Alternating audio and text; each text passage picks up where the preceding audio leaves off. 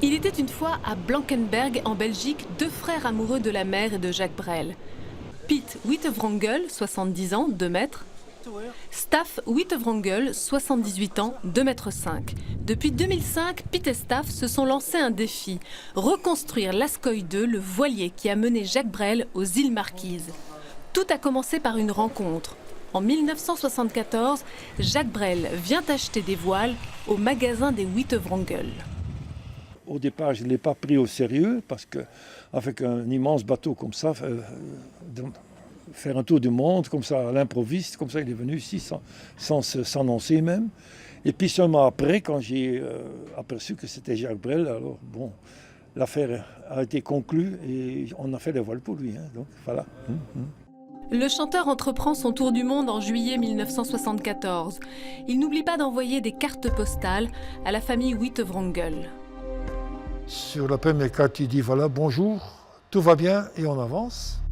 Mais pendant la traversée en mer, la fille de Jacques Brel, France, quitte l'aventure. Le chanteur, très malade, poursuit son périple avec sa compagne, la Guadeloupéenne Madly Bamy.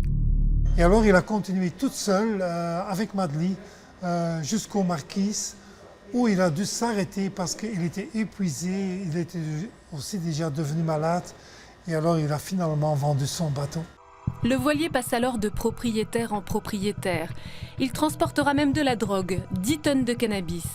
Après une violente tempête, l'Askoï 2 finit échoué sur une plage en Nouvelle-Zélande pendant 14 ans. C'est alors qu'en 2005, les frères Wittevwrangel décident de le sauver. Ils font sortir l'épave ensablée et la rapatrient en Belgique.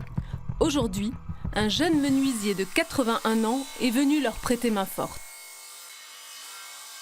J'espère d'ici 2 ans de la mise à l'eau et on verra bien à ce moment-là à quel point il est fini à l'intérieur. Et on va naviguer avec ce bateau, avec tout le monde, tous les gens qui veulent, même les bourgeois sont bienvenus.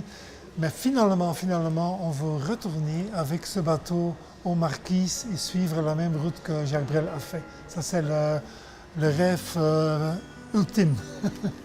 Mais avant la mise à l'eau, les deux frères veulent sortir le bateau du hangar pour célébrer, à leur manière, les 40 ans de la mort du célèbre chanteur. Les rêves qui les hantent au large d'Amsterdam.